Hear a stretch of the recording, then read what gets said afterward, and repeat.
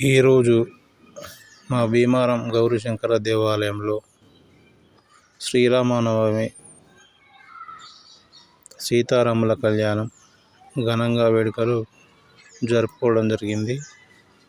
మహిళలు అధిక సంఖ్యలో పాల్గొనడం జరిగింది. మీరు చూస్తున్నారు కదా, ఇది గౌరీశంకర దేవాలయం లోపల.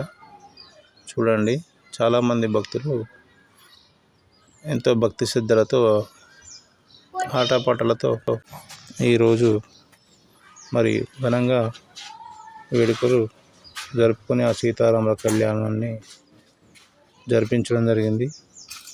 మరియు దీనికి భక్తుల సహకారం కూడా చాలా ఉంది.